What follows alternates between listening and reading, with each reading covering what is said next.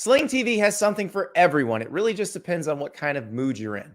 But no matter what you're looking for, you can watch it with Sling. Sports, news, and today's hottest shows. Plus, you can explore thousands of movies and shows on demand. And getting Sling is easy. Sign up and start watching in just 5 minutes. Stream on any device and record up to 50 hours with your included DVR space. Plus, you won't get locked into a long-term contract. Check out sling.com for special offers. Sling, the TV you love for a price you'll love. Try it today. Welcome to the Andy Staples Show, presented by Sling. And what a Saturday. Ari Wasserman. We just watched TCU come back and beat K-State. We just watched Alabama house Mississippi State. We just watched Texas A&M lose to South Carolina. And I realize there are games that have a lot more import to the national title picture and the playoff picture and all that jazz. But Ari, Those are all basically night games that you mentioned. You even mentioned the first half of the day. That's Clemson how crazy survives. the night was. LSU beats Ole Miss. Oregon rolls UCLA. All of these things happened. Ohio State crushed Iowa. Hit the number by themselves. This A&M South Carolina thing is crazy. That's the story of the Saturday, right? I was trying to think, what's the most important takeaway from what we saw on Saturday? Is that it? Texas A&M lost to South Carolina. They are now 3-4. They're playing Ole Miss next week. 7-5 feels kind of far away at this point. 6-6, 5-7 feel much more on the table now. Ari, it's year 5. They will not fire Jimbo Fisher. Some rando on Twitter. Well, he's not rando. He's got 23,000 followers and a blue check. But said that I reported that Texas A&M was going to buy out Jimbo Fisher. I reported no such thing. No one is writing that check. Ari. The blue check is writing the check. That blue check is writing a check that his butt can't cash.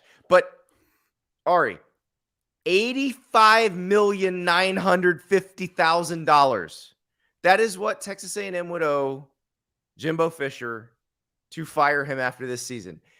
I'm going to say it out loud again. $85,950,000. Yeah, I was just went on a rant a few days ago about how dumb it is to give out $100 million guaranteed. Is it dumber to pay $85 million to move on from a coach? Because I feel like any program in the country, if anybody could afford it, it might be A&M. But that is the dumbest thing. I don't even think they're not possible. Do it. I'm telling you right now, they're not. No, I know. Going to do it's the dumbest thing I've ever heard in my entire life. So, especially considering the fact, and my stance has always been this with A&M is, if you fire your coach right now, let's just say you're dumb enough to come up with that money, you're throwing everything that they did last year's recruiting cycle in the trash. At that point, you're blowing up your program. You might be throwing that in the trash anyway. They might be leaving anyway. That could absolutely happen. This. Yeah, no, that could absolutely happen. And losing to South Carolina, even though they seem to be improved, quite a bit from what they've been the last few years, is kind of like one of those losses where it's don't talk about the record. Don't talk about what they could be at the end of the year or whatever.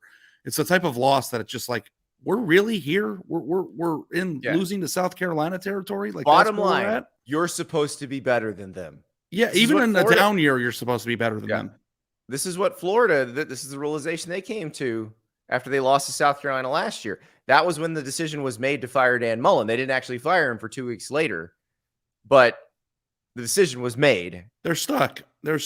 And, the fact of the matter is that you got to hope that Jimbo Fisher can do what he can to keep those prospects in the program and keep doing what he's doing in the recruiting trail to get people to believe. That might be a much harder. Why would you sign with him watching this? I mean, people could say that last year too, right? But if the same stuff keeps happening over and over, why would you do it? Yeah, no, I agree. I mean, and if they have a bad class this year, then that flash in the pan is going to be a flash in the pan. So, I watching that game, I watched it from start to finish. I couldn't take my eyes off of it. And their offense is so horrid. Horrid. Well, I love when Connor Wegman comes in after Haynes King gets hurt. And he's moving people around and doing all this stuff. And you hear Jordan Rodgers on the broadcast say, they're not babying Connor Webb. Well, maybe they should be babying him. Yeah, yeah. Make it easier for your quarterback. That is why you're getting paid all that money. I actually thought that his ball looked pretty good. The fact of the matter is he was, catching snaps and there were 9 people on his face, right off the bat, and it's like, you're not supposed to be in a position. It's the same thing that we said about Texas. Also, you had an open date to figure out the snapping situation because they lost their center at the end of the Alabama game, remember? Right. And they had an open date to figure it out. You knew you'd be in a loud environment, and yet you couldn't figure that out. And you had a bunch of false starts. The hardest part about this podcast, Andy, is that, and when it comes to talking about this, is that they have no options here. Like, the only thing that an A&M fan can do is hope for 2 things. One, that Jimbo Fisher somehow salvages the talent train coming in and staying on the team, right? And then 2, he's forced or is put in a position or has a epiphany that he needs to hire an offensive coordinator and a play caller. But all the other things that you can hope for as a fan in other normal scenarios where there is an 85 mil just hanging out there over his head, aren't in play here. So it's unacceptable. In year 5, there's no question that this is far off from what they should be, even in a down year. What Connor Wegman did or didn't do in this game, like all this stuff in general is all true, but they're stuck. It's what we talked about when we were in College Station together 3 weeks ago, and it's getting worse now. And, I don't know if you're losing to South Carolina on the road and the only time you can score a touchdown is, when they turn the ball over inside their own 30, but like, I don't look at the schedule and think that anything's a guaranteed win at this point. Nothing is a given. Nothing is. I think they have. Well, they might have another FCS game coming up, but like Auburn, Texas A&M, I don't know. Now, I do think they will finally score more than 24 points against an FBS team when they face my alma mater in a couple weeks. But I don't know if that's a given. But I don't know that they'll win the game. I just think they might score more than 24. Yeah, I don't know. That sounds like another bet where you've got to go eat $40 at Taco Bell breakfast. But don't threaten me with a good time, Ari. Andy, I mean, honestly, I don't have any confidence whatsoever in their ability to move the football. Let's talk about your column from September 25th when you were in Jerry World. Oh God! And you said Texas A&M didn't save its season. It may have saved its future. This is after the Arkansas game. I think maybe they just got lucky on that one play when KJ Jefferson reached the ball over the 3-yard line. But it's amazing how much has changed in the way we view things since that time. Was that a month ago? The thought process there for A&M was, they're not going to win the SEC this year. They've certainly got deficiencies on the offensive side of the ball. The fact that they're playing in a big time game, or at least a, neutral field game in a stadium like that's nationally televised and everybody's watching, like, to salvage that every game win. they play is nationally televised. It's 2022. You know what I mean? It was the game of the week. People were watching it that wouldn't otherwise be watching it. It just seemed like they had a chance to eke their way out in games down the line. It's like I thought that win was a symptom of they're definitely going to beat South Carolina, And in the moment, it's like, well, this has been a tough go of it. The App State loss really stinks, but if they can hang tough in the SEC and get to 8 or 9 wins this year, salvage the dream, salvage the vision, they might be able to keep these guys on the roster and sign another really good class and then come into next year really, really good. And now all those things that I wrote about in that column a month ago have certainly changed. And I certainly wish I had the foresight to know that they were going to lose this game. Could have made a lot of money. Well, this is probably the flip side of that game because it started with a 100-yard kickoff return, a near pick six. Like, that's why South Carolina won the game. They did that and then hung on. 5 minutes. Yeah. Yeah. They had a couple of nice drives, like exactly two nice drives. And that's why they won the game. So it is sort of the funhouse mirror version of the Arkansas game. So they were going to lose one of those two, and that's the one they won, and this is the one they lost. But yeah, I have zero confidence going forward. UMass is the other team they play. I said FCS is not. It is an FBS team. It is the Minutemen. So They got them down the road. What's going to be their team total, point total on that one? Like 36.5? It's not going to be high. It's not going to be high. But I mean, they have to play Ole Miss, Florida, Auburn, and LSU still. Well, let me hit you with an over-under here of my own. Okay. So I think they signed 26 guys in their last year's class. Mm-hmm. I don't remember the number right off the top of my head. I can find it real quick, but let's just say 26 while I'm looking. What is the over-under of transfer portal entries that A&M can survive from their roster out? From their roster or from the 2022 class? The 2022 class that's on their roster right now. How many of those players who are on the roster can leave but then weather the storm? Like when do you start to push the danger button? Like 10. I don't know if you know, but there's a top 5 team that lost like half its team to the portal in January 2021. No, I'm saying, but for Texas A&M to continue to hold on to salvage something out of that, you think that they could lose more than 10 and still be okay? Yeah, I do. I watched Tennessee lose like 20, and they're okay, more than okay. I mean, if they lose, it's almost as if having a coach who runs an offense that's easy for the quarterback and the receivers to run, that makes life easy for them instead of make it challenging for them, is a better idea than trying to have all of your quarterbacks learn an incredibly difficult playbook, and you're going to call whatever play is the perfect play in that playbook, whether that quarterback is good at running it or not. I'm an idiot. They signed 30 last year. If they lost more than 10 of the players who were in that class last year, I think that's when the meltdown truly begins. If this isn't it. They lost Kyler Murray and Kyle Allen in the same week at one point during the Kevin Sumlin era. It's going to happen. Yeah, I mean, it seems like that's what, when A&M signed their class, everybody was like, well, good for them. It'll be cool to see when they all transfer in a year. And it's like the entire worth of that program's direction right now is tied up with those kids that were in that class. And if it falls apart and they lose it, like I know that Tennessee, salvaged the season and, and it became one of the best teams in college yeah, football. I know. Yeah. But if A&M, if you take that away from the A&M, they've got freaking nothing. So I don't care what the hell Tennessee just did. No, they still have this is everything players to them. Like, this is everything. If you take the top half of that class away, you take that off the roster. You take 10 top 100 players off the roster. Talented team than the one they lost to tonight. Oh, absolutely. Yeah. No question. I just so they don't have the nothing. vision of Shane Beamer doesn't have nothing. Shane Beamer has 5 wins this season. The entire existence of an A&M fan is clinging to the future that class promises. You rip that class away from them and stack that on this year, you are at square one when you thought you were at square. I don't know how to break this to Ari. They're at square one anyway. Yeah, well, I don't know if I 100% agree with that. If you build on the players that are infinitely better than a lot of the players that are going into a lot of, because they're freshmen right now.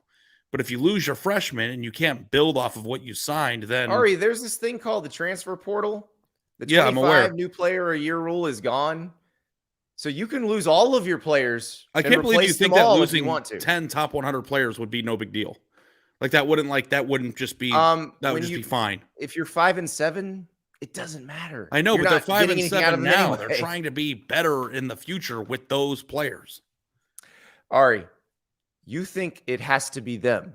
It doesn't have to be them. It can be anybody. But that's what I'm saying. But the Jimbo Fisher value right now of what he's building and bringing is tied up to that class. Not really. Could do it with a different class. Doesn't matter.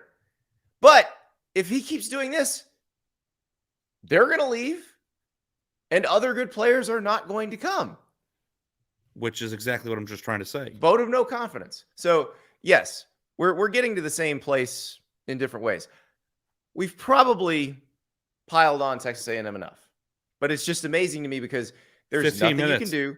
There's no leverage. You have no leverage. Like there is no person on campus at Texas A&M that could walk into Jimbo Fisher's office and say, we would like it if you would try this or try this or try this.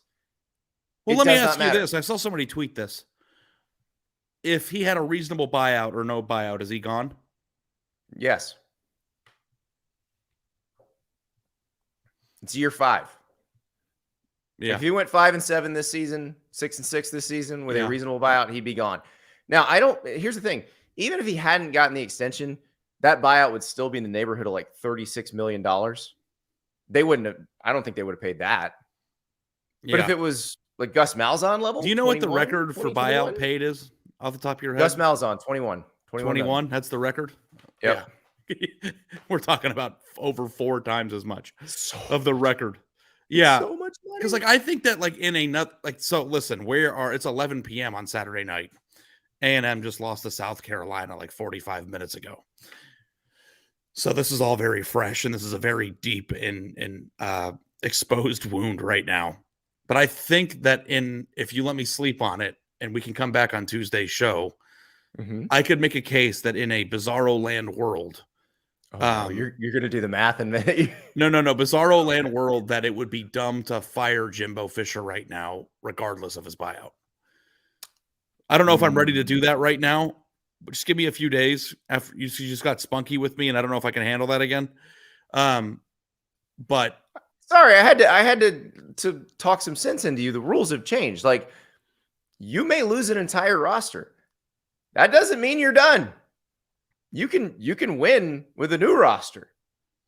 I think that if those players were to leave, that would be a one-way thing. I think that would be an implication that the new ones aren't coming too. So it's like that to me is like the whole thing. It's like if you lose what you built in your recruiting class last year, then it cripples your ability to do it again in 2022. Those players are leaving because they don't have faith in you and your program and your coaching staff to use them to the height of their talents. And I'm not necessarily sure that's the greatest sales pitch for incoming transfers either. Right. In a world where you can build. That's the problem. You can do it with a whole new roster, but the only way you really get the whole new roster is you make a change, and you can't make a change because you can't. Nobody's writing that check. I don't know how to tell everybody that. Nobody's writing that check. It'd be basically like giving Mel Tucker his entire contract to leave. It'd be the same thing because it is the same contract. Yeah. Jimmy Sexton is just an amazing, amazing professional. And the commentator, the man does his job better than any of us do our jobs. In the game, Jordan Rogers said, or one of the commentators asked him, "Why do you think Jimbo is just such a cool, calm, collected customer?" And Jordan's like, "Did you see the buyout, bro?" And I was like, "What does he have to be afraid of?" Yep, exactly, 100%. We've piled on Texas A&M enough. Let's move on to Texas now. No, I'm kidding. We're going to talk about. We are going to talk about Oklahoma State and Texas because we need to, because that was a hell of a win for Oklahoma State. Basically, duct taped together a team, came back from a double-digit deficit, and beat Texas. But we got to talk about some of the games a little closer to the top of the rankings first, and then we will get to that. Shall we start in Clemson, Ari? Sure. Where Syracuse had Clemson on the ropes. We were pretty close to having a live stream at like 1 o'clock today, Andy. We definitely were. And DJ Uiagalelei gets pulled. Cade Klubnik gets inserted. What happened next, I think, Ari, is probably the best thing that could have happened to Dabo Swinney, because he put Cade Klubnik in, but he did not look like a superstar, but they still won the game. And now he can go back to DJ, and he doesn't have to deal with all the drama. Can I ask you one question? And I'm going to expose our texts. But when Clemson was down by 2 scores, they brought Cade in, right? And then Cade led a touchdown drive. I think that after they hit him out of bounds, right? It was at the same drive. And then you said, go back to DJ in the middle of the game. Can you take me through your thought process there? Cade didn't look that good. So DJ wasn't doing worse than what Cade looked like at the time. And then now that the game is over and they won, what would you do? I would have put DJ back in, and they would still won the game because moving forward, they won the game running the ball. Do you think that DJ is the quarterback of this team next week? Yes. I think Dabo Swinney said that after the game. I'm saying if you were the head coach, that's what you would do. Cade didn't do anything that looked particular. The one throw on the 2-point conversion, other than that, nothing suggested he should usurp DJ Uiagalelei. Yeah. I think the reason why he was in the game DJ's made some nice throws into the end zone this season too. I think he was in the game for the reason why he should. Like, I don't know that he needed to come in and look like Steve Young in his prime. I mean, and Cade did not win them that game. Their offensive line and their backs won them the game. And their defense won them the game. Dino Babers, forgetting that Sean Tucker was on the team, won them the game. Dino Babers not calling timeout, and the incredibly funny Sean McDonough moment where he's like, "Now you call timeout." Well, how did this change your view of Clemson? Because this is exactly what I've been saying about Clemson for the last month. You were right. I was wrong. But like, do you think that they're still a national championship contender after that? No, but they're going to make the playoff because who's going to beat them? Yeah. It's going to get ugly for them in the playoff, I think. I don't like. Yeah, you're right. I was wrong about that. You're right, because this is the best team they've played so far, and they had a lot of problems with them, and the teams they would see in the playoff are a lot better than Syracuse. And here's the case for Cade. Are you ready? Clemson knows who DJ is at this point. He's a very big, athletic guy who does wow moments. Cade's not Trevor. This is not Trevor and Kelly Bryant. It's not the same thing. No, I'm not even going to make that comparison. No one's Trevor.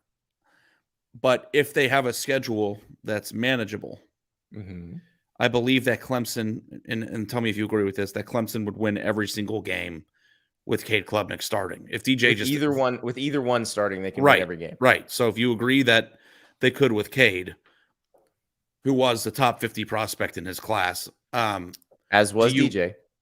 Yes, but one is a completed product now, and one is still developing. Would you go with the completed product knowing what that person is?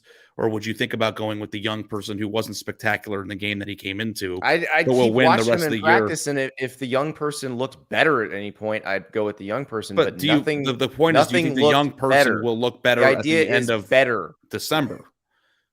I don't know. Because that's the developmental process. You give them 5 games, so when they do make the playoff, I don't think it matters. You might have somebody more special. It doesn't matter which one of them plays. They're going to play Georgia. It doesn't matter. I just want to know if you think that it's possible that Clemson would be a better version of itself in January. No, I think you're going to get quarterback similar results. If he was that much better, he would have come in and lit the world on fire today. He didn't. I don't know if that's. Did you see CJ Stroud's first start? It wasn't what he is. Wasn't very good, and then 6 games later, he was awesome. That's their freshman. But you could tell, like with Trevor and Kelly Bryant, you could tell every time Trevor went in the game. I know, but you can't compare. He was much more in command. He was a better quarterback. Time. And unmistakably who. But unless you have that, then you don't yank your guy. Unless your guy doing well has had constant until today spurts of mediocrity over 3 or 4 quarters for his entire career that you don't want to deal with anymore. And you hope that the person behind him will grow into somebody that will not be doing that by the time he plays a big time game in January. If the locker room wants DJ? Yeah. Those are all very, like with the Trevor situation, the locker room was cool with Trevor starting because they wanted to win. Yeah. And I'm not in the locker room, so I don't know. And if Cade Klubnik is nowhere near as good and the locker room would fall apart as a result of it, that's a call that the coach would have to make. But so if Hunter says Cade wasn't given a ton of opportunities, say only 3-4 times, there were called passes that he didn't wind up throwing. But I would push back on the idea that he put them in the game when they were losing by 2 scores. So he had to have done that for a reason. And if the reason is DJ was playing terribly, that's the reason. But I don't know. I don't see. I look around college football all the time. He was. I don't see a lot of national championship teams competing for the national championship yanking their quarterback when they're having a bad game very often. No. So if you put that kid in, then your locker room has to support the idea that he's good enough to go in with the season on the line too, right? I would think so. But I'm telling you right now, he's going to start DJ. Yeah, probably will. And unless you see a game like this again. The first thing he said when he came off the field was DJ's our guy. I'm just asking you, if you In you this had enough situation, I watching keep this, starting DJ. because I've had enough. I've had enough before the game of Okay. that. Okay, Dabo. Well, Dabo's got a similar contract to Jimbo. I don't think he's going anywhere, so I don't think you're going to get to take over between now and then. So I would like to. I'm aware. No, Dabo's a genius. I mean, he'll do what's best for his team, but this is a podcast. We're talking about it. And I think that DJ is the complete product of who he's going to be. And that person is flashes of brilliance with potential major droughts and big moments that will eventually cost them a game. It's interesting that you say that, because I want to talk about another game that happened on Saturday with someone who, as recently as week 1 of this season, we thought this is the person this quarterback is and is never going to be anything different. Do you know who I'm talking about? No. Bo Nix. Oh. I read a story from somebody, I can't remember, but they said he put himself in the Heisman discussion today. Okay, let's not go crazy. That's a little dramatic, right? He did throw 5 touchdown passes. He had a great game against UCLA. He had 5 touchdown passes and 6 incompletions. Yeah. No, Bo Nix was awesome. Let's not go crazy with the Heisman talk. But I thought that you were gonna, that was the one name that jumped into my head. If you look at what Catherine wrote in the comments here, who we thought he was Jaden Daniels. Jaden Daniels. That's another good one, Catherine. I appreciate that. Catherine, by the way, Catherine's coming on the show this week. We're going to have to figure out a time. She's like the reason why you have jobs. Catherine's the ultimate, the athletic commenter. Yeah. Like the smartest, coolest commenter we have. So I wish every commenter was like her. I want her to be on the show. So we're going to, Catherine, we're going to get it figured out. We got your number. I'll get with you this week and we'll find a time that we can make this happen, because the Bo Nix Jaden Daniels thing is, I think both those guys, because it was exactly the segue that you made. Like Jaden Daniels fit that to a T. Well, the only thing that would have changed is I said as recently as week 1, Jaden would be as recently as like 3 weeks ago. 2 weeks ago, the Tennessee game. Like, you couldn't get a first down in week 1 until there was 2 minutes left in the game. Yeah.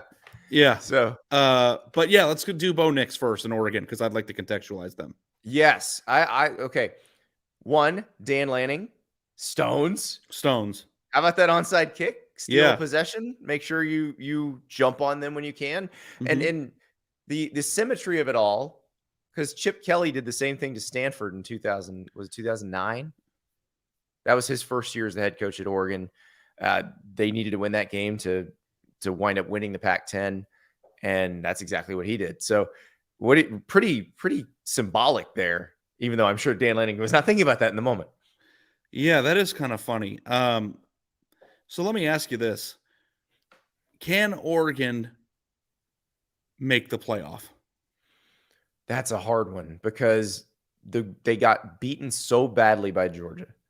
So if there's any situation where it's them and Georgia at 4 and 5, well, there's no debate. It won't be Oregon. I feel like Oregon can't get in unless Georgia's number 1. If Georgia's the 1 seed, I think there's a path. And I think there's a path for Georgia to be the 1 seed. It would be an interesting thing to look up, because I don't know this off the top of my head, but what was the largest margin of defeat a team has had in the regular season who has made the playoff? We are going to have to look that up, because I guarantee you it's less than 20. Right. Is it Ohio State, Virginia Tech in 2014? But they only lost by 14. So I don't know. Alabama, Auburn in 2017. Yeah, it can't be more than 20 though. So losing 49-3 is quite the remember Nick Saban got on Scott Van Pelt in 2017 on championship weekend and was pointing out Ohio State's loss to Iowa and said, basically, if we'd lost like that, you wouldn't even be talking to me. Yeah. 26-14 was the score in the Iron Bowl that year. So Alabama lost by 12 in that game. Yeah. It might not even be more than 14. So when you look at the idea of 70-14, 41-20, 44-41, 45-27, 49-22, and then 45-30 over the number 9 team in the country in the rankings, they look really, really good, and they kicked UCLA's ass. I think they scored on 6 straight possessions in the first half. Is that right? And Ari, this may be the matchup in the Pac-12 title game. And maybe it's Oregon USC. we'll see how USC tracks. Well, you know what this is actually doing. It's just What giving that USC that quality win at the end of the year that gets there. You go. Well, and look, one loss USC after beating Oregon probably gets a little more grace than Oregon because of the way Oregon lost. Yeah, I would say that USC's loss is better, even though Georgia's infinitely better than Utah. But it is interesting because I am wondering if Oregon, because if you look at their schedule, Cal, Colorado, Washington, then they've got a home game against Utah, and then at Oregon State. Oregon State's a lot better than they used to be, but like there's no. Oh no, 224 in the chat. Notre Dame lost by 24 in the 2020 yeah, but that ACC also title game. Kind of doesn't count because they beat the team that beat them. They had beaten that team. That's that is the caveat. But yeah, that's it right there. And I actually thought they shouldn't have gotten in that year, by the way. Right. You were all over A&M getting in that year. Yeah, I was. Weren't you? What year was that? Was that COVID? That was 2020. A&M was the other option. Yeah, no, I thought Ohio State should have got in that year. They did get in there. But the debate was between Ohio State and A&M for 4. No, Notre Dame and A&M for 4. It was? Yeah. Then how did I get into a big fight with all the A&M people? Because I don't know. Man, it seems like forever ago. Because I definitely thought that A&M team should have gone over that Notre Dame team. I thought they were the same thing. They were like 6-1. I mean, the same thing would have happened, right? Yeah, exactly. I guess the same thing. I mean, the same thing would have happened because it just already happened to A&M. Catherine again. That's why she's the best. You made an argument in 2020 we should be paying attention to USC. Now, yeah. I will defend Ari on this one. At the time, yeah. USC was undefeated, and he was saying that I should stop dismissing them out of hand, which I was, because they should have lost to Arizona State, should have lost to Arizona that year, right? But they didn't. And so you were right about that. I'll admit that. And that was the thing that made me so angry because everyone's like, oh, Ari thinks USC is going to win the national title. That was never my point. My point was you can't just dismiss teams in the middle of the year when they're undefeated. Dismiss them. The same way we're not going to dismiss TCU later in this call when they're undefeated. Nobody thinks they're going to win the national title this year, but they just came back from another 3-touchdown deficit at home against a really good team. Let's talk about TCU to go 7-0. Are we going to dismiss them? Team of destiny, TCU. I think that was their 3rd win against a ranked opponent. In their 2nd straight win. Wasn't it their 4th? It might have been their 4th. And 2nd straight win at home against a really good team when they're down by 18, I think. So, do we think TCU is going to win a national championship? Absolutely not, but they deserve a seat at the table in October 22nd when if we're they keep in winning, the they're going to make the playoff. And they should. And I think a 12-1 Big 12 champ has a very good chance of making the playoff this year. And I think this is the first time all year that a team has sat atop the Big 12 standings alone, too, right? Yes. So as long as we were talking about UCLA maybe making the playoff before what happened to Oregon, they deserve our respect. As long as you're undefeated, I think you deserve the respect to be given a seat at the table as it pertains to the discussion that week. And even if you don't think that they're good enough to win the national championship that year, that's irrelevant because that will take care of itself. In that moment, they deserve to be talked about. Now, here's my thing, and I don't know if this says more about TCU or about the Big 12, or maybe both. I'm looking at the remainder of their schedule. You've got West Virginia, Texas Tech, Texas, Baylor, Iowa State. And Iowa State, I believe they were off on Saturday. I believe they're 0-4 in the Big 12, but it's all these little narrow margins where the ball bounced differently. They could have won. West Virginia is the only game where I'm very comfortable with TCU. Like TCU, all of these other ones, I'm scared for them. Yeah, and I mean, I think probably conventional wisdom would say, hey, they're probably going to lose eventually, right? Because that's what happens in this conference. But if they only lose once, I'm still pretty okay with them making the playoff. But look, if you look at their last 5 games, I'm going to start with non-conference too, because the first one was at SMU. Yeah. And if anybody is paying any close attention, that was a huge game for them. An emotion that required a lot of emotions. Sonny coming and going. Yeah. And all the players that, he used to coach and all that stuff and going back on the road 40 minutes away to a team that wanted to beat him back. I mean, it took a lot to win that game for them emotionally. Then you go and you beat Oklahoma 55-24, which was a lot easier than they probably thought it would have been. Then you beat Kansas on the road. Then you come back from multiple touchdown deficits in back-to-back weeks at home against Oklahoma State and Kansas State. And like that, to me, is a 5-game stretch. It's probably as tough as any other 5-game stretch you might encounter in other conferences. So if you find a way to continually win every week through that, then there's something about that resume in and of itself, even if it's not sexy and it doesn't have the margin of victories or the eye test, that Right. I think warrants our attention, at least some. And their offense is really fun to watch. And when they turn it on, they pummel people. and it feels like it just starts rolling, and it's like, oh God, what do we like the other team? Now, look, Kansas State obviously was on a third quarterback by the end of the night. That's going to change things because Kansas State it felt like they were pretty much in control. What did I say? At 28-10. And Will Howard was already in. He'd already replaced Adrian Martinez at that point. But I tell you what, Max Duggan does not seem to get fazed by anything. Yeah. And I mean, resiliency is a really important trait to have as a team, especially because we know how hard it is to go undefeated in a given year. Also, is Quentin Johnson the best receiver who doesn't play for Ohio State? Maybe. He's up there. He's very good. Yeah. Way up there.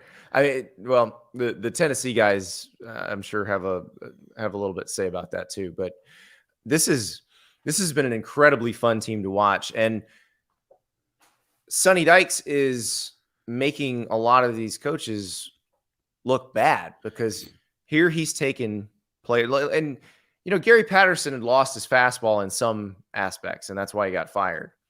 One thing I don't think Gary Patterson ever got bad at, though, was evaluation.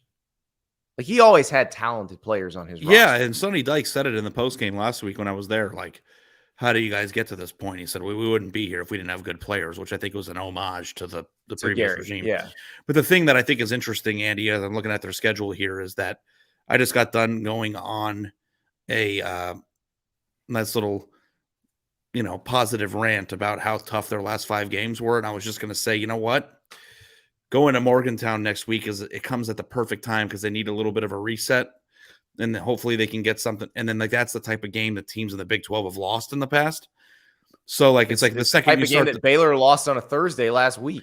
And like the thing that I thought is the thing that they have to battle from, which was, okay, finally they can take a breather and they actually can get a win that's not going to cause them to push themselves to the brink of every single, fiber of their beings. And then all of a sudden, if you do that, then you lose. So, but this is a nice time in their schedule. If they can get that win and, kind of get healthy a little bit and stop being so emotionally drained, or they could get ready for their Texas Tech game. And then of course they're going to Texas, where a familiar face might be roaming the sidelines that day.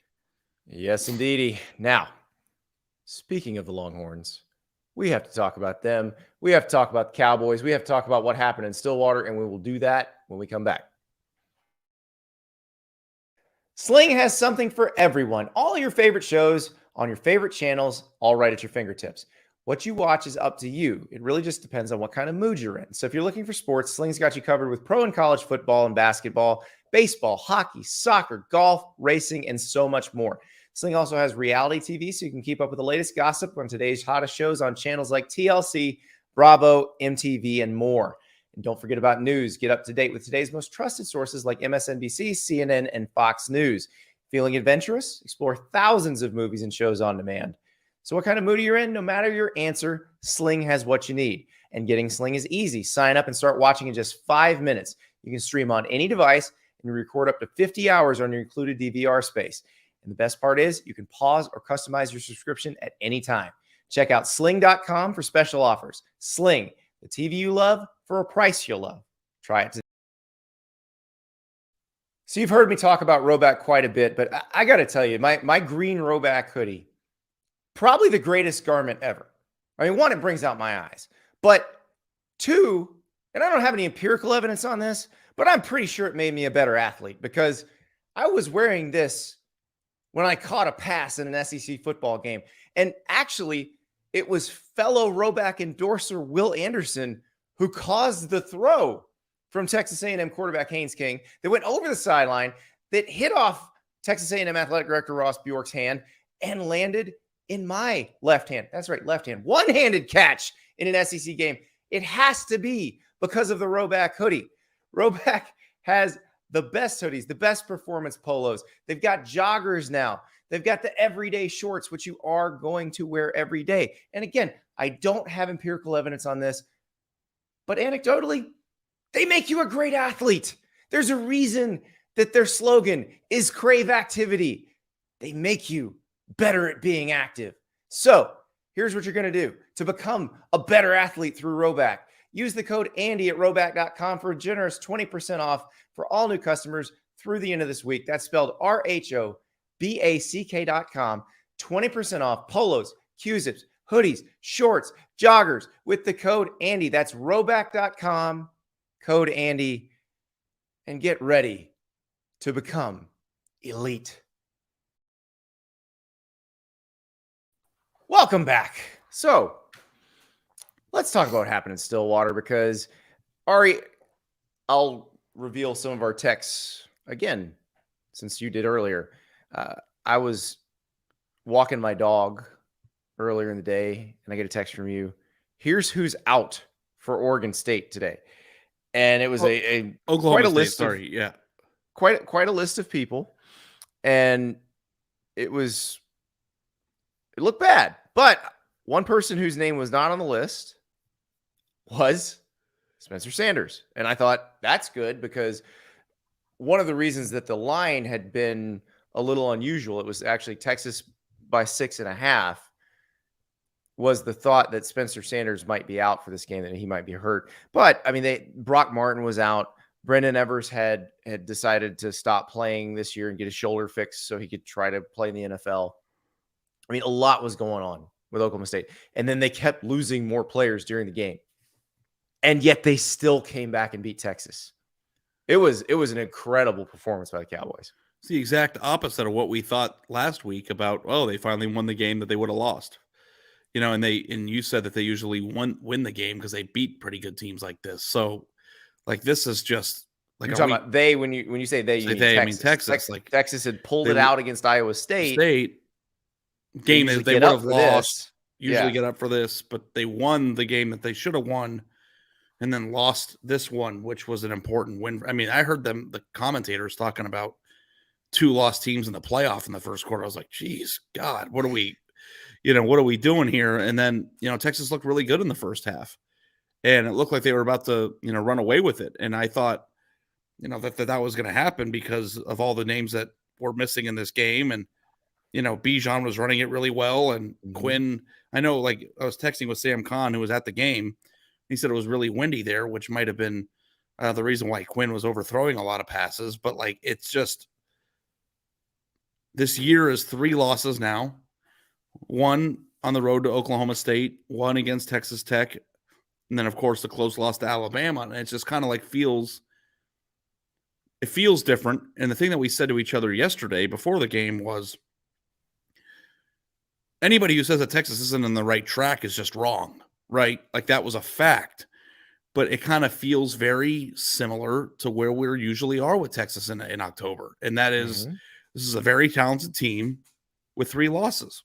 So, and you look at the offensive line and you look at them starting 2 true freshmen there, and you say, okay, they're going to get better there.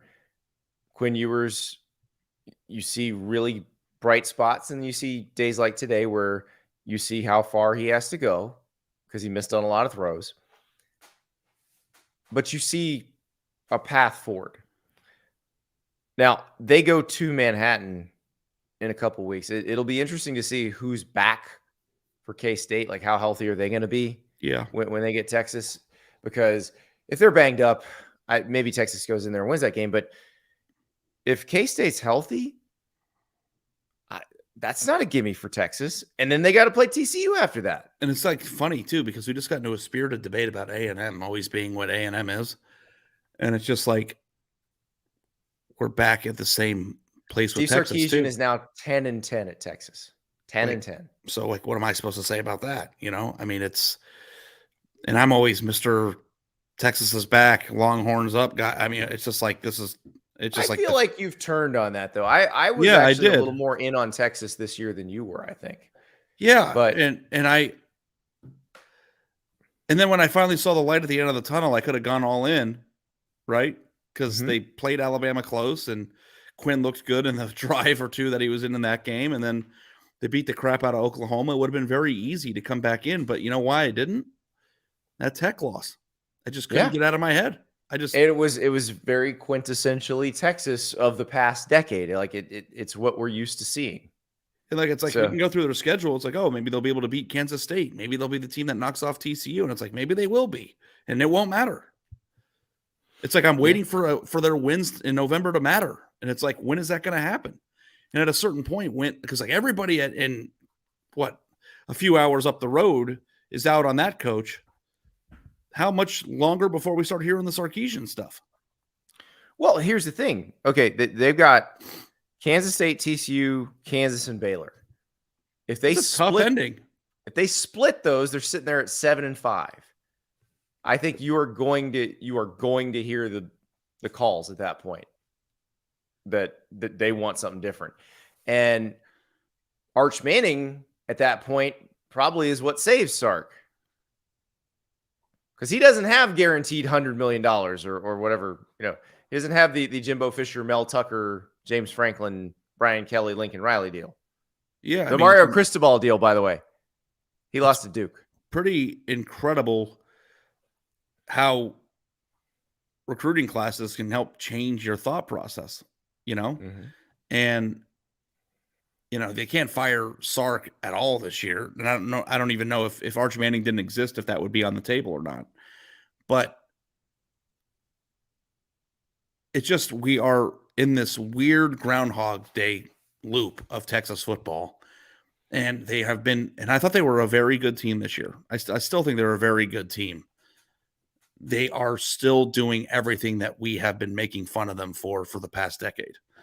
And I don't know when that has to stop and when it has to shift. And it's kind of the same conversation with A&M. When does all the potential and all the players and all the thoughts of what they could be have to actually shift into results?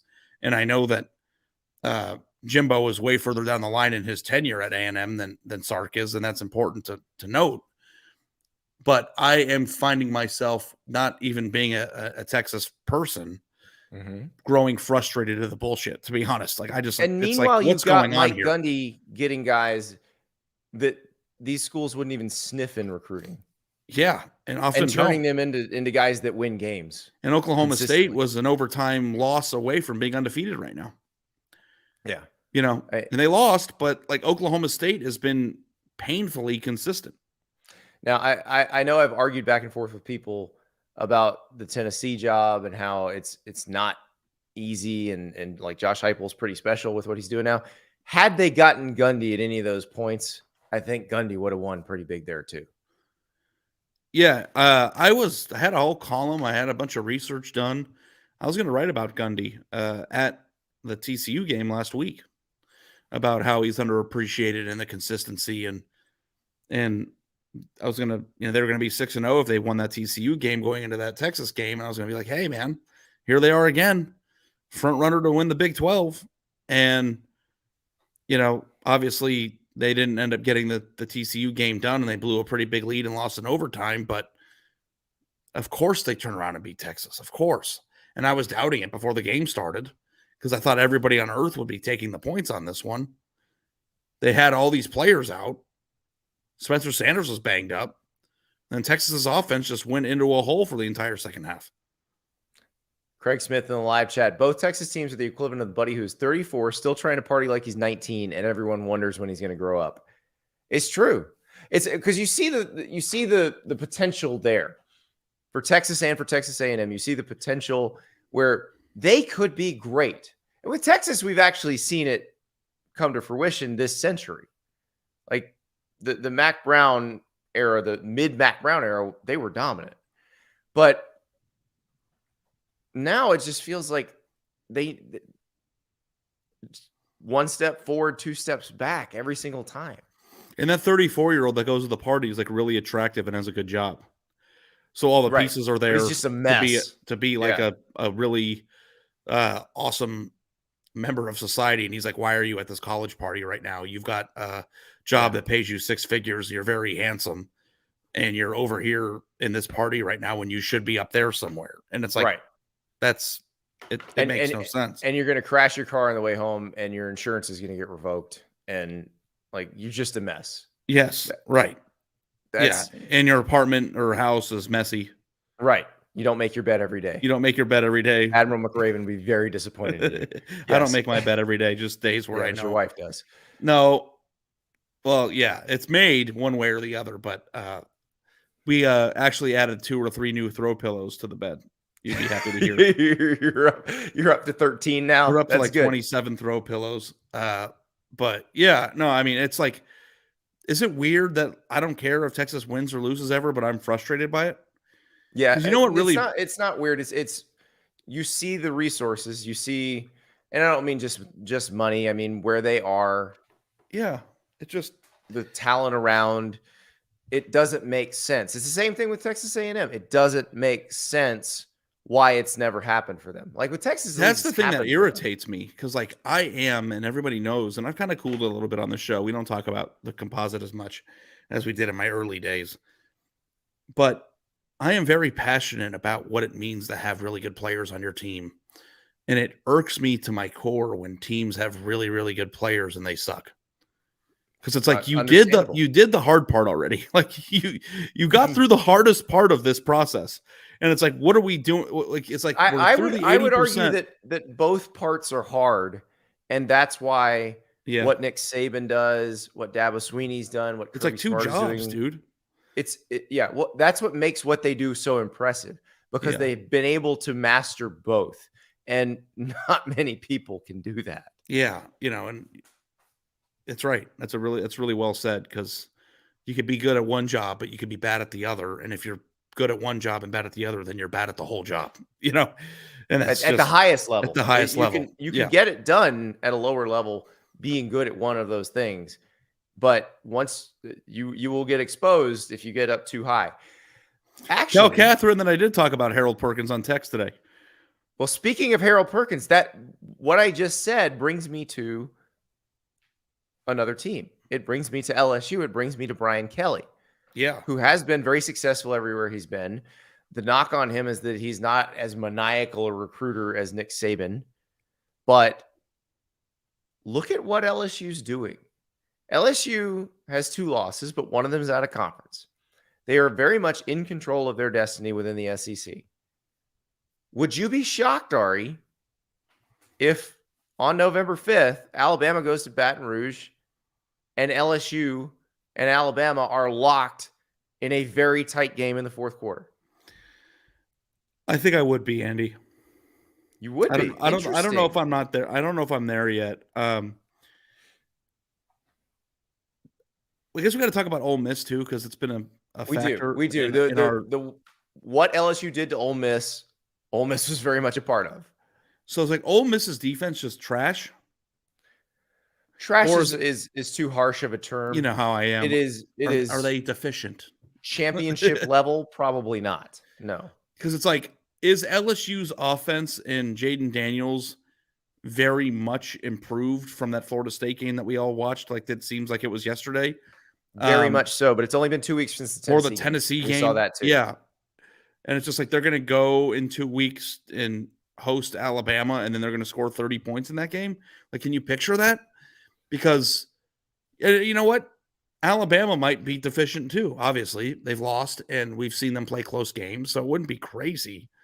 But how much are you buying stock in the Jaden Daniels-led LSU offense right now? Because they kind of moved more than I thought up and down the field pretty easily on Saturday. Because I was looking at it most of the week, like all of that good feeling was because he played Florida. Florida's defense wasn't very good, and he torched them. And it was more of Florida's defense not being good than Jaden Daniels evolving as a quarterback. I watched today. It was more of that today is what I mean now. There was more of that today. More of Jaden Daniels when earlier in the season he would have run from the pocket when he didn't need to. He seems to be throwing more confidently. Exactly. He looks different running the offense now. He looks like he is in control. And like they've got really good receivers, so you got to trust those guys. Right. And I think he does now. So I mean, when you have Keyshawn Boutte and Malik Neighbors and Jason Taylor's son, Mason Taylor, the tight end, looked very good today. Was actually blocking very well too. I mean, I'm not going to predict that they're going to beat Alabama. I think that's probably going out on too much of a limb. Alabama, they're going to the SEC title game. Yeah, they are. Yeah, you'd be right about that. But I'm not ready to predict that yet. I think I need to see what the spread's going to be. I don't think it's going to be huge. It might be less than 10. Yeah, I was thinking like 8.5, 9 maybe. And Alabama's got a bye too. So, well, so does LSU. That's what I'm saying. They both have a bye. That's how this is set up. Yeah. So, that's going to be a fun game. And I didn't know that we had any more fun games. I mean, I thought LSU was going to be a 4-loss team this year. Well, and Harold Perkins is another example of LSU evolving as a team. I had a friend of mine text me and asked, well, isn't this the same team we saw losing to Florida State? I'm like, no, it's not even close to the same team. Like, that was a new coaching staff coaching these guys for the first time against Florida State. And oh, by the way, they still, if they hadn't gotten the extra point blocked, would have gone to overtime with them and might have won that game. It is funny when you look at LSU's resume right now. They lost a 1-point game to Florida State in which their kicker missed an extra point after the most insane comeback we've seen this year. And then their other one was just getting their ass kicked by Tennessee, who's like the number 2 team in the country. So like it's not a terrible resume. What Tennessee's defense did to them is the part that gives me pause. It's concerning. And it's hard to read whether or not they did what they did the last 2 weeks because of the teams they were playing or because of their own improvement. Yeah. That's the part I'm just not sure yet. And I'm really excited for that LSU-Alabama game. But the thing that Brian Kelly has always done, he did it at Notre Dame, and it seems like he's kind of doing it again now. He always seemed to win the games his teams should. Yes, which we're learning is not the easiest thing to do in the world, watching his successor at Notre Dame. So with LSU, that is – and what's interesting about that is you compare and contrast that with Jimbo Fisher, whose team does not win the games that it should. Yeah. And in fact, Texas A&M has a rich and storied history of not winning the games. I mean, all you have to do, like Jim Harbaugh. Long before Jimbo Fisher got there. Jim Harbaugh was always very good at winning the games that he should. Yes. And then if you win the games that you should, you're 10-win team every year. And what would Texas A&M or Texas do to be a 10-win team every year? Sacrifice lots of live goats, probably. They drink Joe Boo's rum. They definitely drink Joe Boo's rum. Are you saying Jesus Christ can't hit a curveball, Ari? Is that what you're saying? That's what I'm saying.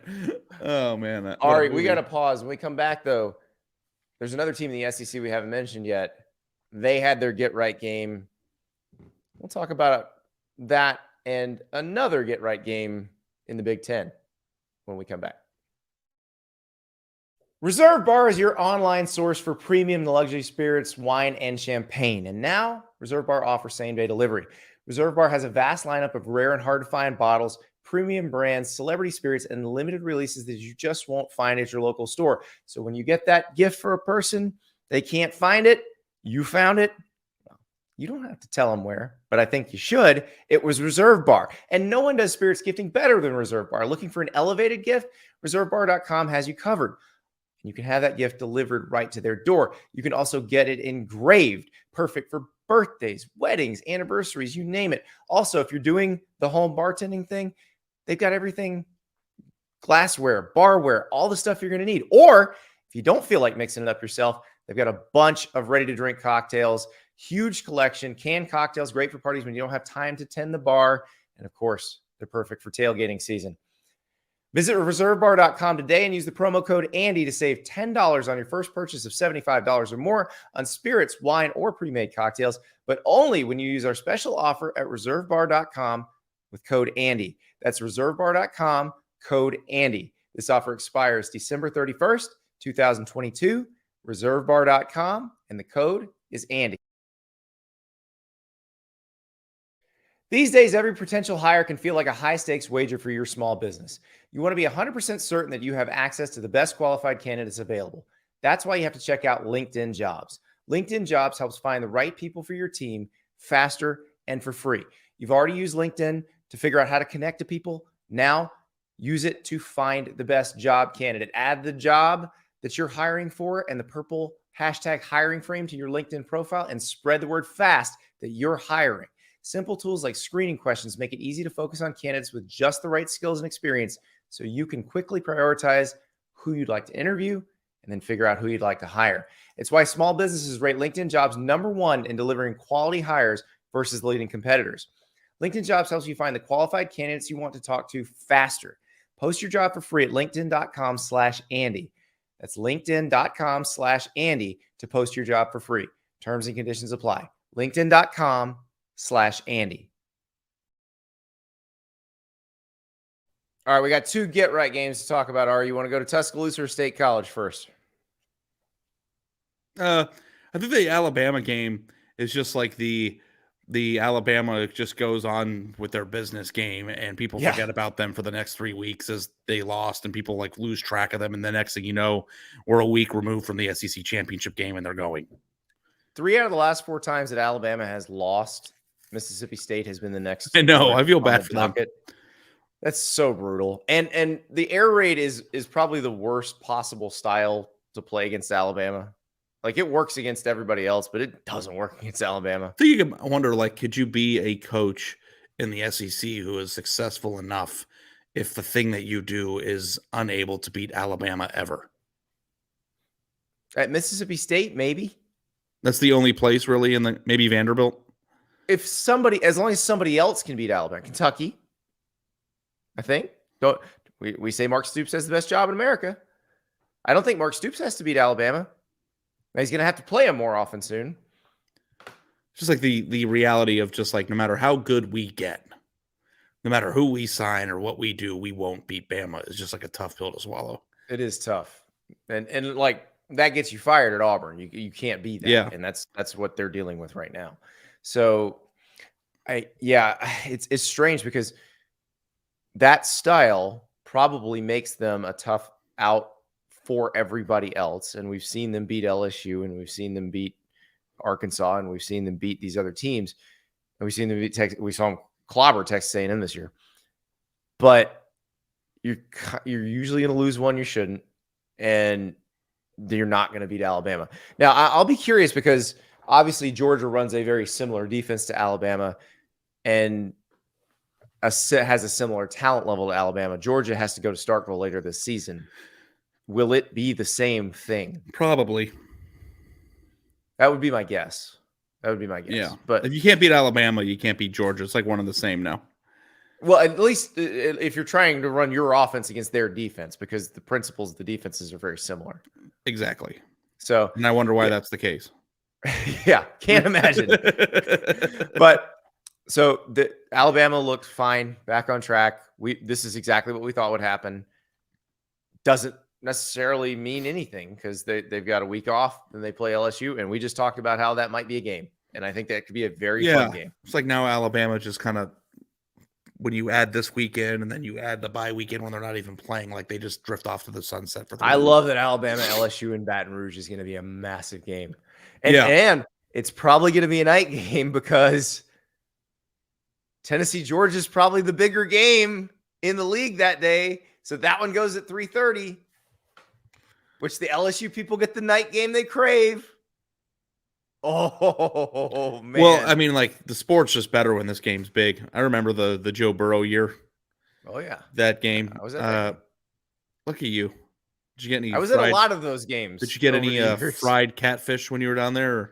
Well, no, that game was in Tuscaloosa. Oh, it was. Never mind. Yes. I watched Joe Burrow lead an offense to 0 points against Alabama in Baton Rouge. Oh.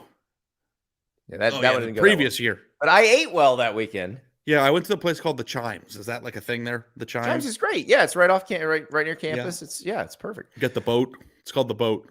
Yeah. I like Elsie's pie and plate. Yeah. We can't go Rufino's toe to obviously, if you toe wanna- with awesome places to eat in Baton Rouge. I'll lose. So Yeah, yeah. you- Rufino's, if you want to go fancy now. Ruffin Rodriguez, rest in peace. We've lost him since the last time I got to eat there. But yeah, there's some great places in Baton Rouge, and that place is going to be really awesome on November 5th. yeah, I'm super excited to see that. Find a way to sneak over there. Maybe Brody I know, Miller maybe- and Aaron Suttles need some company in that game. Yeah, can I just come and just chill? Like I don't even have to write anything. Just- Oh yeah, we'll just set you up with some tailgaters, and you can just hang outside. yeah. I mean, I'll just Don't waste your time going to the stadium. Just hang with them and party. Yeah, That's the way if to I'm do it. allowed, if you're going, if I can expense a trip, I'll drive. We'll see what we can do. I'm not sure our bosses are gonna go. I think eventually gonna figure out what we're up to. How many times can I just expense going out just to hang out with you? Like, do you think like before that's a Indian already scheduled another boondoggle? Yeah, I don't think we can get away with that. But that game is gonna be awesome. All right, let's move to State College. Penn State embarrassed by Michigan last week. Looked much better against Minnesota. The whiteout looked awesome. It was very intense. It was a great atmosphere. But does it mean anything? It's funny because somebody asked me, I mentioned something about Jimbo Fisher and the buyout, and somebody goes, now do Franklin. And I want to be like, yeah, but he's 6-1. So that's different. But then I'm like, but he's not going to win any championships. 6-1. So maybe it's not that different. 6-1 is very misleading, I think. I think you're right. He is 6-1. But the only thing that that program is judged upon was a flat out embarrassment. So that's kind of a tough pill to swallow. And they have to play Ohio State next weekend. So, I guess what do I have to say about Penn State? What do you always say about Penn State, Ohio State? Penn State always plays them tough. Yeah. And there's always this spread that doesn't make any sense, and everybody wants to hammer Ohio State, and then Ohio State turns the ball over 3 times in the first half, and Penn State makes plays, and the next thing you know, Ohio State wins, but they don't cover. That's like the same thing every year. I just it stinks that the television stuff kind of worked out the way it did because I feel like they wasted their whiteout.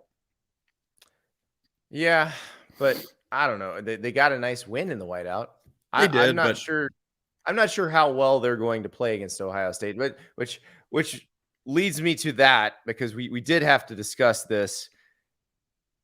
Somebody sent me a tweet. This is when Iowa got the defensive touchdown. When Iowa took the 7-3 lead in the first quarter. Said somebody carve up the Heisman 11 ways and give it to the Iowa defense. I said I'm down for that unless Ohio State scores 50 points. Ohio State scored 51 more points.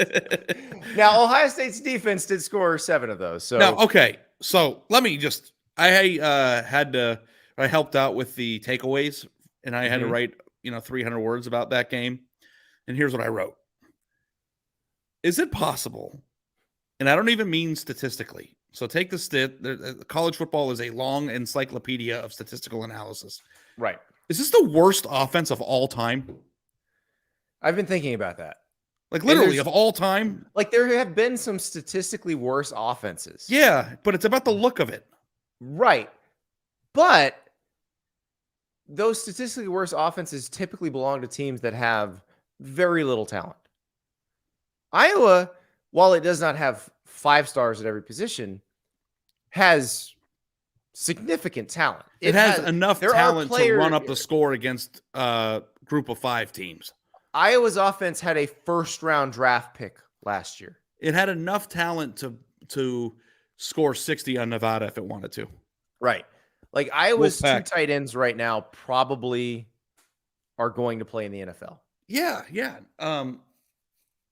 Listen, they had 2 weeks to prepare for this game.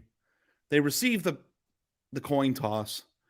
And on this first attempt of the game, and I think it was the second play, Petrus throws a pick to Tanner McAllister that hit him in the face. It looked like he was throwing right directly to him. I think they had 6 turnovers. They didn't have a first down in the first quarter. And you know what? Everyone's going to be like, oh, look at that elite Iowa defense that gave up 50 points to Ohio State. And it's like, dude, it's not even their fault. Like Ohio State started in plus territory, I think 4 times in the first half. And I think they held them to field goals 4 times.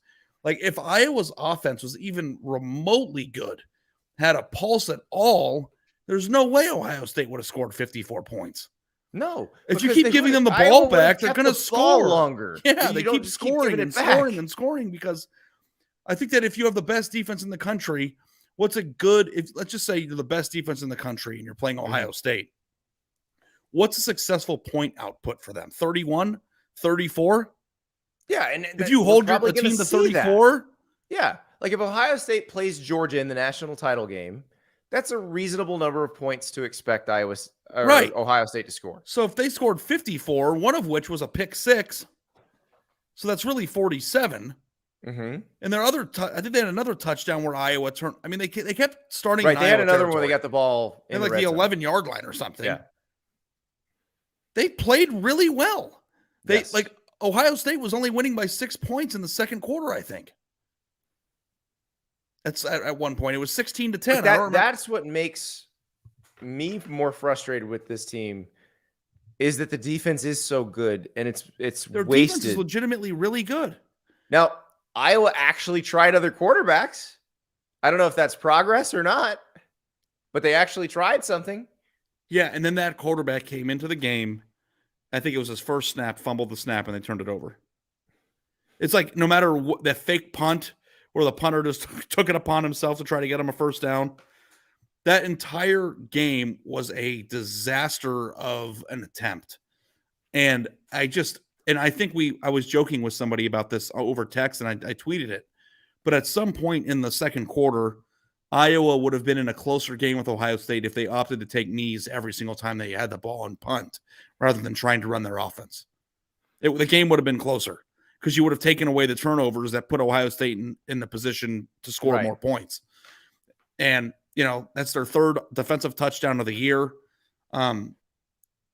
Ohio State's offense did not start clicking until the second half. They held them to field goals 4 times. Like, I don't know what else you could possibly want. And Phil, well, I was joking with you over text that like Noah Ruggles was gonna you're like, how many field goals? How many field goals? Kick 12 field goals to cover the spread. But isn't that exactly what Iowa's defense is supposed to do? A good defense does that to them. That's what they do. But okay, what do you think Iowa's offense was on third down? How many? I've always wondered this from a statistical standpoint. If you get a first down on a penalty on a third down, does that count as a conversion? Yes. Okay, so they had 2 then, right? Oh, okay, and then that doesn't. They were 1 of 13 on third down. Okay, yeah, and it might have been a penalty. It's so bad. It is legitimately the worst offense I've ever seen on a collective football field. Now, UMass's offense actually averages less yards per play. Yeah. So, getting back to Texas A&M, there you go. You got the Minutemen later. Yeah, what are we going to do about Dockerman? Are we going to give him a break on Monday? Or yes, we are. Okay.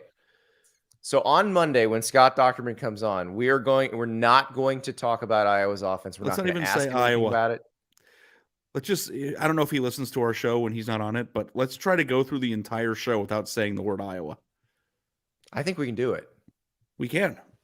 So we will come up with fun things that Scott can talk about that aren't Iowa's offense. Scott has an encyclopedic knowledge of craft beer. I don't really know Midwestern craft beer. Did his story post? I haven't seen it yet. I'm very curious. Like, what do you even write after that? You can't write.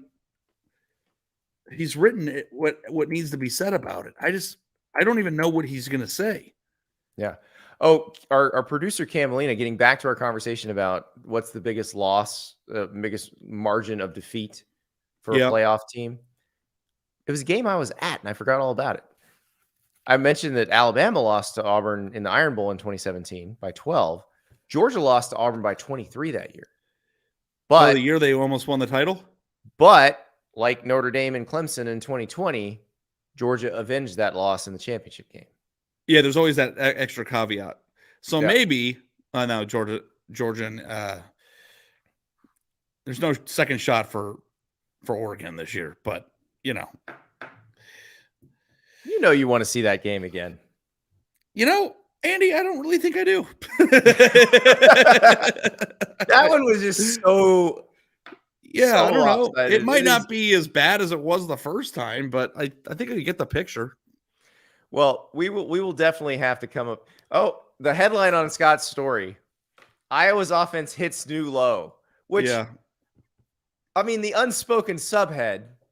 I'm reading on the app, so we can't see the subheads, but I'm assuming the subhead would be something to the tune of, and you know what that means, because if it's a new low, like it's impossible to get much lower than what we've already seen from Iowa's offense. Listening to the commentators in that game, and they were just talking about how great Ohio State's defense looked, and I was like, dude. Wait, they're fine. Like, what are you talking about, man? These guys aren't. It's like I legitimately feel bad for Iowa fans, and I don't know if I ever really feel bad for fans. Like, it's like I feel bad for Iowa fans right now. I feel bad for Texas A&M fans. I feel bad for Michigan State fans. I don't like it when you're stuck, and like Iowa's stuck too. For not the same reason, although I would say Kirk Ferentz's buyout is also prohibitive.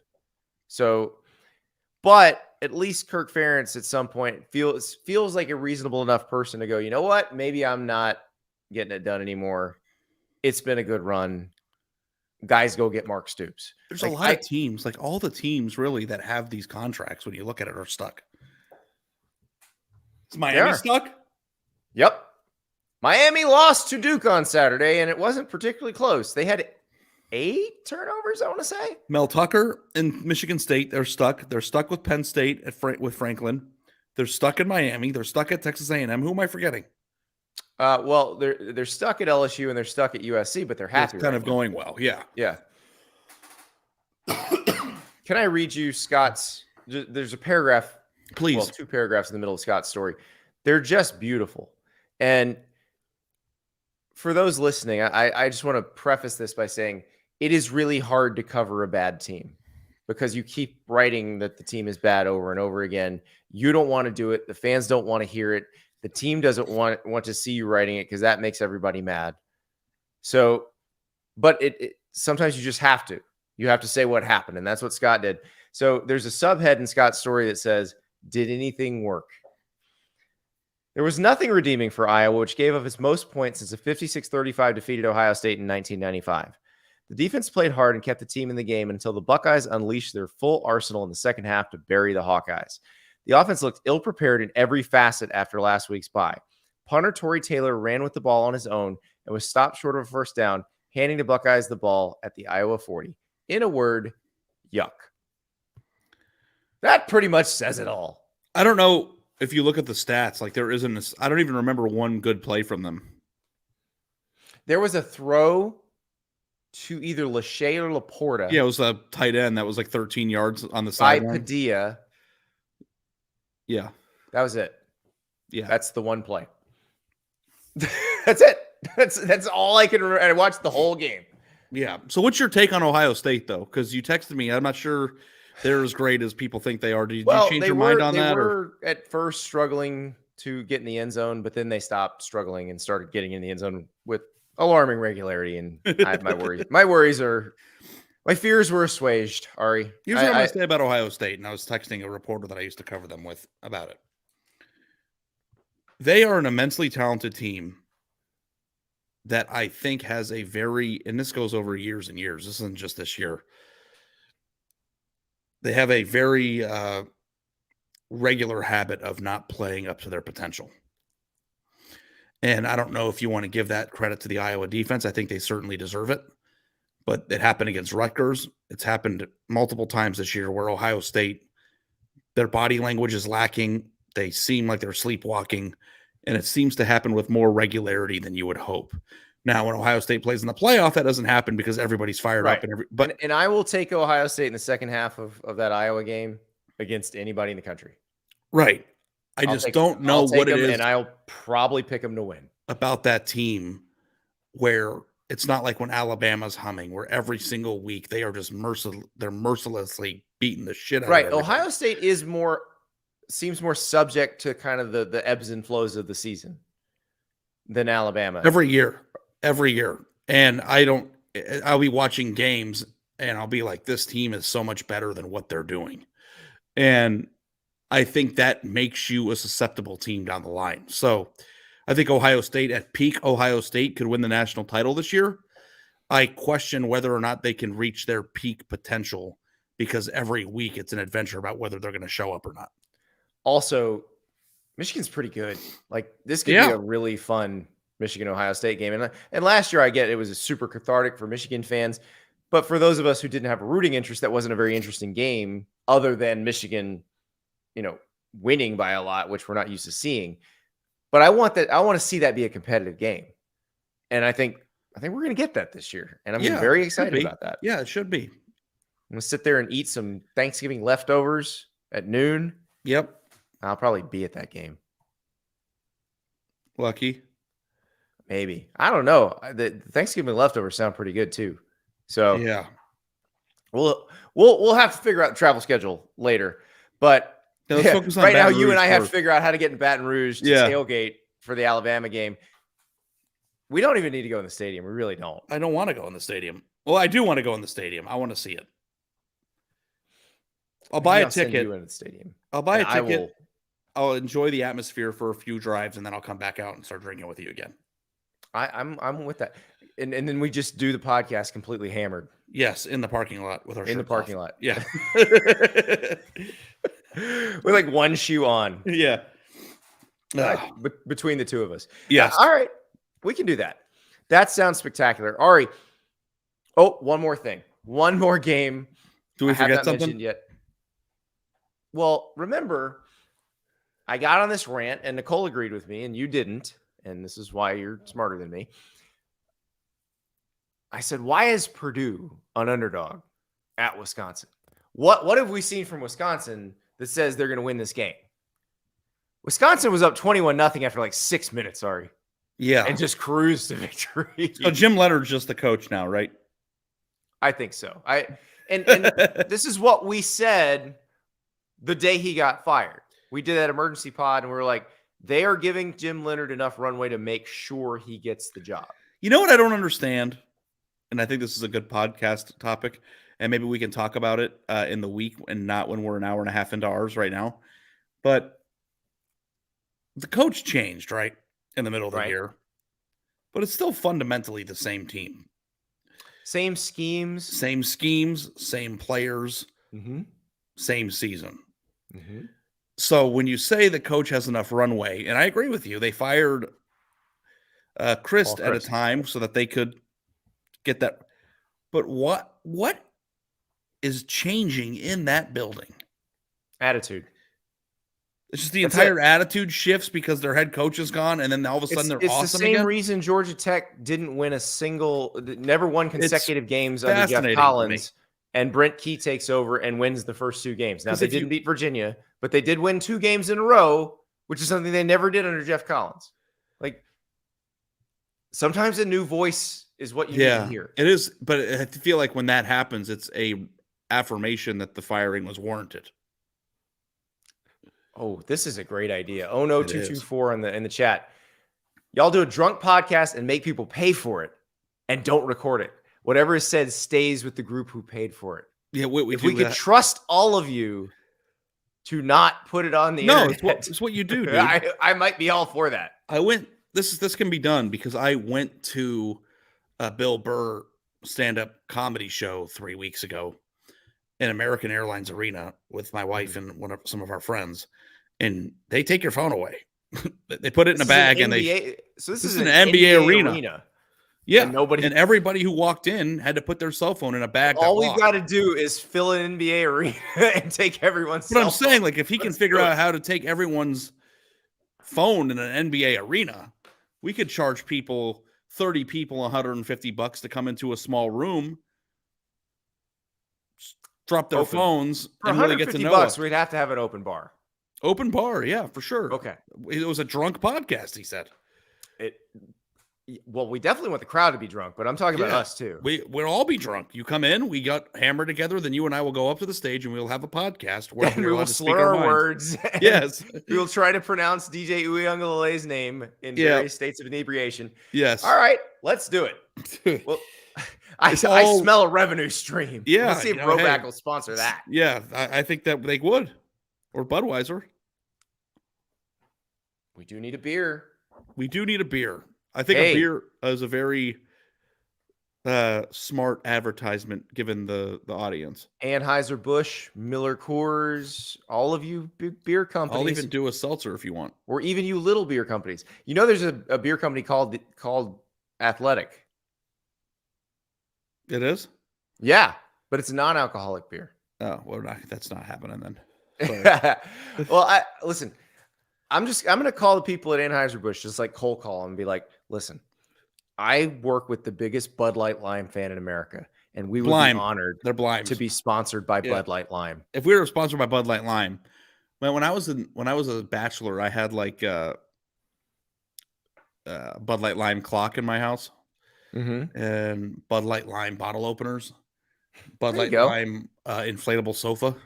Would you accept Natter Days if that's all that Anheuser-Busch could do? I'll accept anybody who believes in us. Have you had Natter Days? I have. It's amazing. It's not as good as Bud Light Lime. And they do the red, white, and blueberry around 4th of July. The thing about Bud Light Lime is that every time you take a sip out of it, it feels like you're at the beach or a pool, and you can drink 20 of them in a day and have a strong buzz to carry throughout the day and not get sick.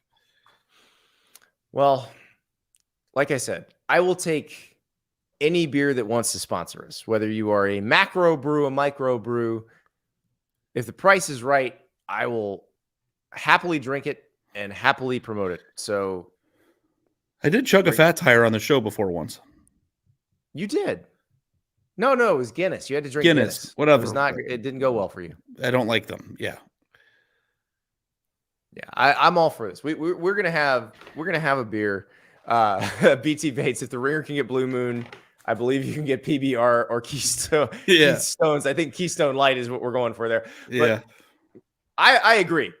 So listen, bring your tired, your poor, your tired, your 5.9% alcohol by volume, and set them at our doorstep, and we will flog your product mercilessly.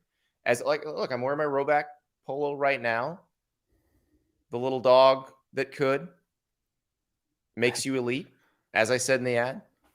You're an athlete. I was wearing a Roback hoodie when I caught not a touchdown pass, when I caught a pass in an SEC game. I had never caught a pass in an SEC game before that. That's right. I can only assume it was Roback. That's right. So, all right, we will enough shameless begging for plugs or begging for people to pay us to plug them. Ari, this week was amazing. I know we say that every week. But you know why? Because it is true every week. Because they are amazing, because we only get so many of these a year. And every one of them is beautiful in its own way. And whether you're an A&M fan frustrated because you're doing the math on $85,950,000, or a Texas fan thinking about 10-10, or you're an Oregon fan loving life right now, you're an Auburn fan going, well, how come Bo Nix can do that for them? Doesn't matter.